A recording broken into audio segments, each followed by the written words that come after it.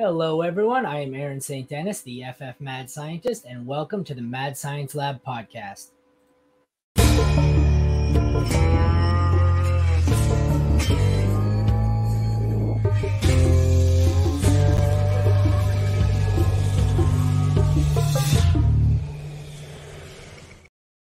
Today, we will be continuing on with the My Thoughts on My Team series, and here to break down the Buffalo Bills, we have Jeff Bell. Thanks for joining me, Jeff. Nice to see you. Hey, thank you so much, Aaron. I appreciate it. Anytime I can talk about Bills, I'm thrilled to do it. But again, thank you so much for reaching out and thrilled to be here tonight. I don't know how many times I've tried to type in your name to find you on Twitter. I always type it in wrong. I always put for whom the bell tolls, and then I go, shit, it's J Bells. And just, it's a mind bend for me. I cannot get your Twitter handle right. Well, you do 4W, and it should come up pretty quickly. I don't know that there's many 4Ws out there. So. Yes. I think I always type in Jeff Bell. That's what it is. So yeah. All right. As I stated, you are here to do the Buffalo Bills. You are a Bills fan, correct? I am. That's correct. That's always the best. I've done a few of these where it's someone who didn't really like the team and they were pinch hitting, and you could tell there's a little more enthusiasm when they're your boys. So let's bring this up. If I can transition us here. 1 sec. I want to full screen that in the other browser. Perfect. All right. We have a relatively simple quarterback situation here. It is Josh Allen with the backup Kyle Allen, and the only way Kyle will see any time on the playing field is if the team confuses which Allen is on the field. Josh Allen, I don't know what to say about him. QB1 ceiling is good as they come. Probably going to go earlier in fantasy drafts than ever before, just based on people overreacting last year. The top 5 or 6 really gave you an advantage, and the late round QB seemed to have come to a crashing halt last year. What are your thoughts on basically Josh Allen? He's good at football. First off, he is. I'm thankful that he plays for my team. So those are my first 2 initial thoughts. But no, it's been great. It's been great to see the development, the leap forward, all the way back now. I believe it was the 2020 season that he took that step forward, and now we've had 3 seasons of excellent play out of him. This team wandered in the wilderness for a long time and not having a franchise quarterback. And so to get one that really just embodies the fan base and just really the fan base and really the community is able to identify with him very well. And so it's a match made in heaven, and thrilled to be there. Kyle Allen's interesting in that they were in the same draft class, and they actually became really good friends because their names being like the same. They were next to each other for like the combine and other stuff. So that's awesome. They became friends then. And so they've had a relationship through their whole careers. And so adding him there, obviously, there's not any upside. If Josh Allen's injured, they're in trouble. But at the same time, it's just one of those that it's a really good working relationship there. And so it's interesting to bring him in. I'm really glad you had something to say there, because I hate these ones. The Josh Allen, Patrick Mahomes ones, I would have said what you said. He's good at football. What the hell do you want me to say? Draft him as the 1 or 2 QB off the board? Pretty much. I don't know what advice I can give you here that you don't already know. So we'll move on to the more interesting section, the running back room. ESPN has Damian Harris listed as the 1. I don't think so, but I guess we'll see. James Cook was someone I'm getting more shares of. I find a lot of managers I guess the casual leagues I'm in have overreacted to Damian Harris signing there. I don't think he's going to cut in to James Cook as much as everyone expects. And then they rounded out with Nyheim Hines, who kind of scares me being on the roster because all he's going to do is take away targets. I found this as an interesting backfield. I started to write an article about maybe 2-3 weeks ago, and it was intended to be how Devin Singletary was going to be a good buy. That transitioned into how, never mind, Damian Harris is a good buy. And that transitioned into, never mind, Harris and Singletary both suck, buy James Cook. What are your thoughts? I think you're landing in a good spot there. James Cook being the natural pass catcher. And so I think I think they were hesitant a little bit to put him into a major pass catching role, because while they drafted him in round 2 last year, they really didn't use him out of the backfield. And then I think mid-season, they started to realize that they really had something there. And that's when they made the trade for Nyheim Hines. And what that I think what that allowed them to do, and especially this year, I think you'll see it a lot more, is because now you have a good backup pass catcher and a good starting pass catcher, then you can start to have those elements in your offense. And that, you're not stranded if he were to go down with injury. You've got somebody that can plug in there, but it creates more dynamic elements out of the backfield. And I think Damien Harris is going to be that early down back, and he's going to be that goal line back. They added Latavius Murray too just the other day, so now they have Latavius Murray and Damien Harris. Oh, I forgot that. That's a very clear backfield split there between the two physical backs and the two pass catching backs. And so my real hesitation on Harris will be, how much does Josh Allen really stop running, and does Josh Allen take any goal line work? What happens there? Is there really goal line work in this offense for Damien Harris? And if there's not, then it's just a very, very low upside play, I believe, in PPR formats especially, whereas James Cook, I think, has a much higher ceiling. Which one are you most comfortable drafting at? What I'm using Best Ball ADP lately, at what you think their current cost will be. You just targeting James Cook, kind of avoiding the other two? I guess, if you want to include Murray. I mean, all things considered, James Cook is who I would want to walk out with.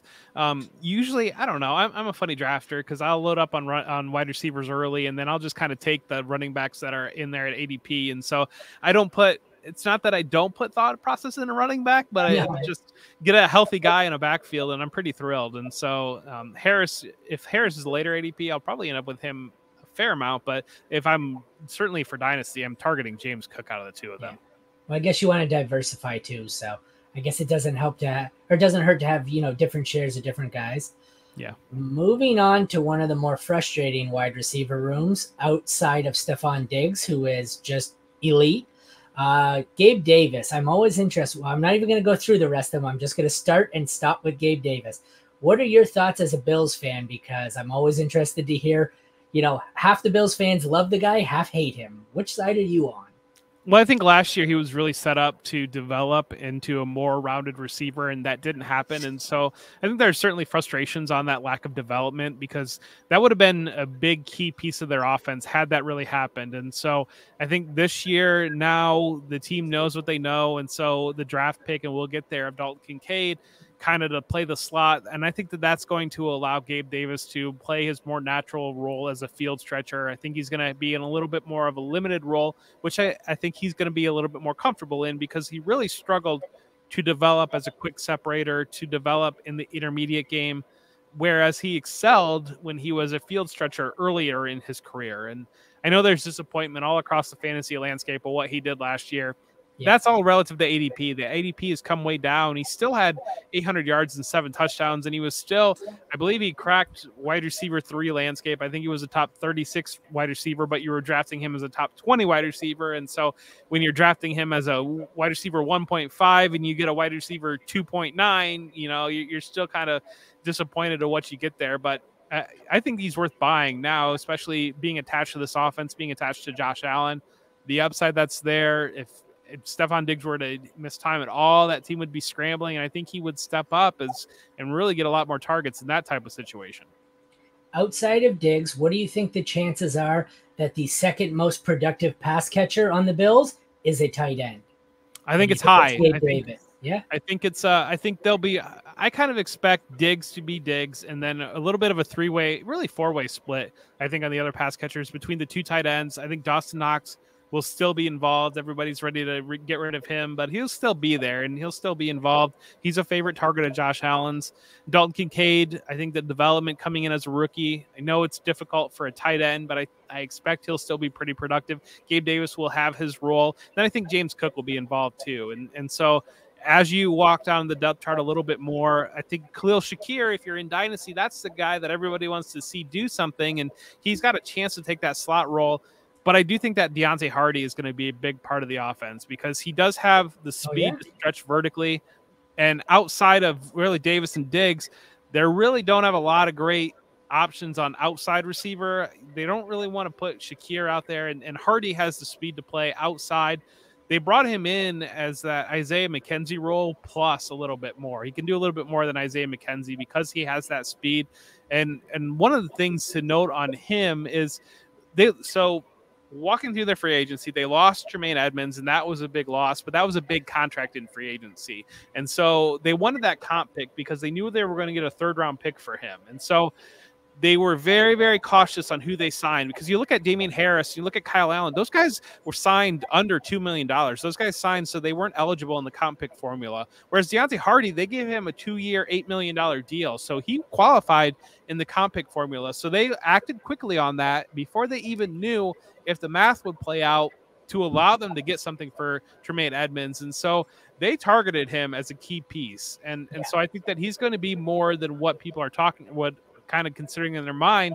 And he's if you're in a deep dynasty league and your waivers are open right now and you've got an end of bench spot, Hardy's a great player to target there. I put him on the end of my rosters.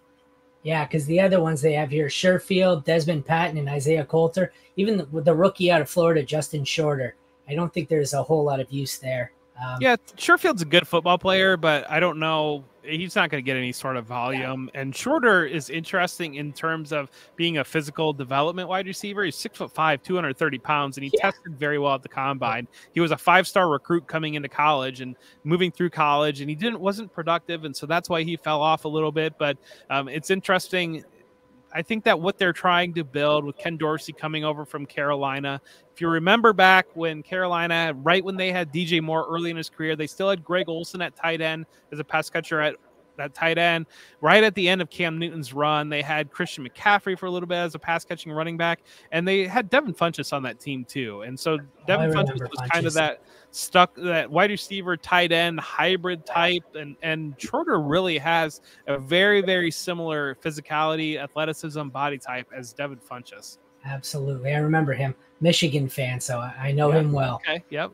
Moving on here with the tight ends, do you see them both having a significant pass catching role, or does Dawson Knox profile more as the blocking tight end? Because I know that's not really Kincaid's strong suit.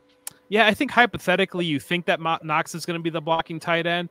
What they had to do last year was they had to keep him in line a lot more because Spencer Brown really struggled as a rookie right tackle. And so he kind of wasn't able to get out in passing formations. And so while Dalton Kincaid is not what you would typically want out of a blocking tight end, he's certainly more of a wide receiver type mold. He can still do a little bit of that and kind of trade off. If there maybe needs to be a flip of a rep that, they want to get Knox involved in the pattern and they want to have that little bit more protection, Kincaid can still do some of that. So I think Knox will be where he was out last year, maybe even a little bit more if he's able to get a little bit more outside. And he was really disappointing to start the year. He got injured week 1, and then he had the injury. He really had a difficult year last year. His brother passed away shortly before the season. He was hurt. When he finally got back, I believe it was about week 6 or 7 or so on, he was tight end 8 through the end of the season. He was very productive through the back half of last season. It's just one of those that people kind of bought him as their tight end 1, and he was very disappointing through the first 6 to 8 weeks of the year. And so everybody left off, and I think in those situations, people unplug and they don't realize what's happening in the second half of the year, and the counting numbers, the totals don't exactly end up there. But if you break down in sections and you look through stretches, he was really productive the second half of last year.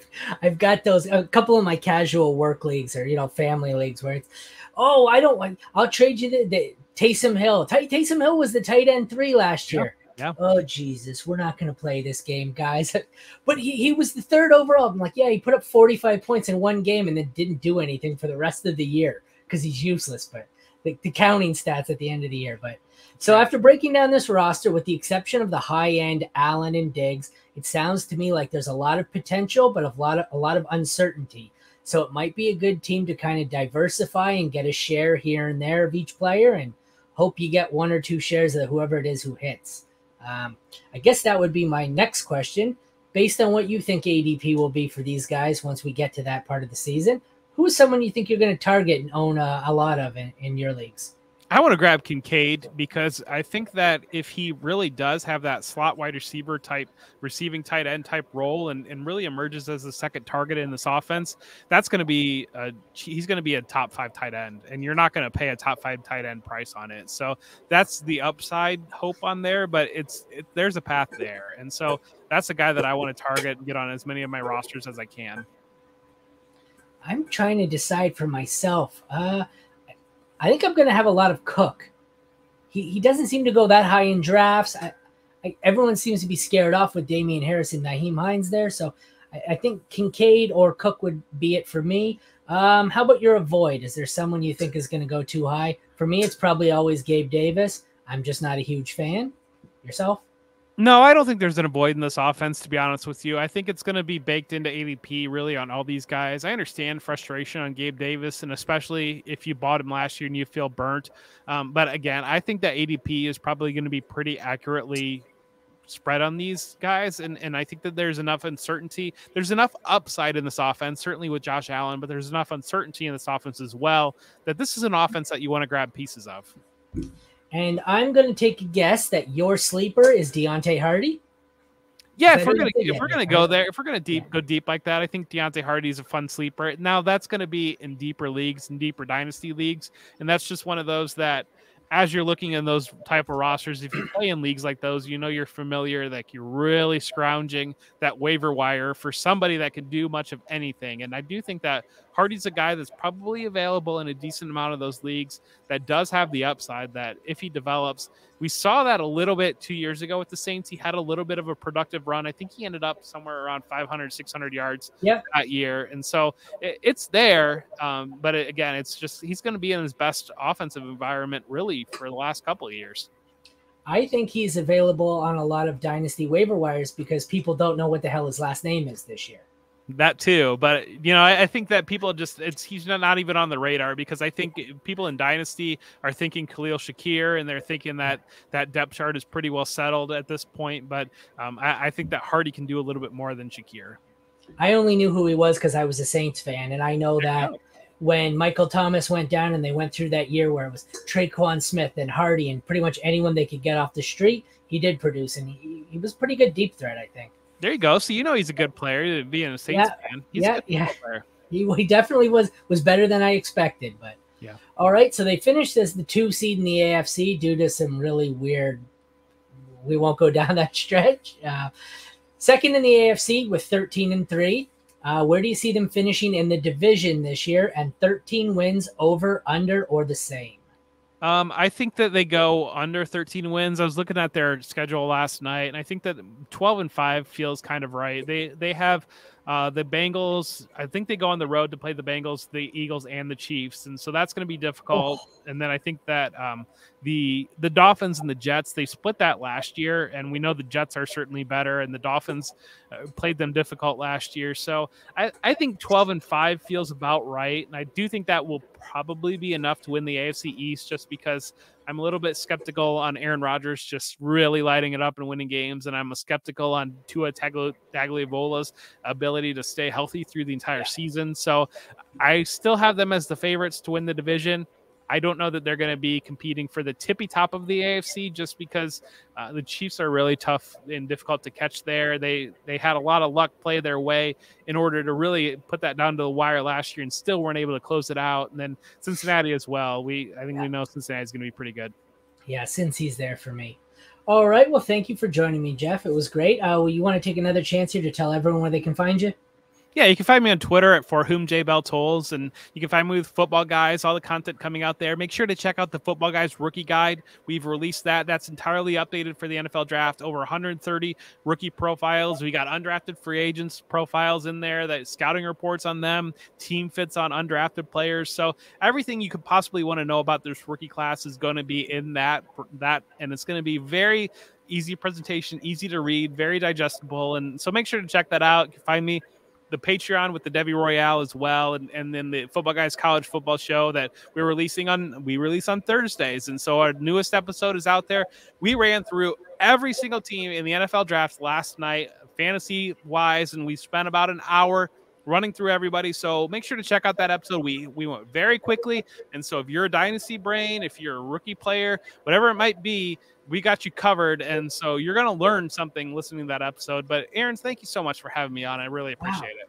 You're busier than me, man. Wow. You're just all over the place, hey?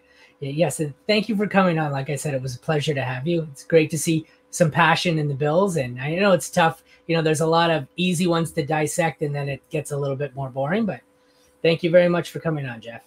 appreciate it. Thank you. This has been my thoughts on the Buffalo Bills with Jeff Bell. Once again, I am Aaron St. Dennis at FF Mad Scientist, and this has been the Mad Science Lab podcast. Thanks for joining us.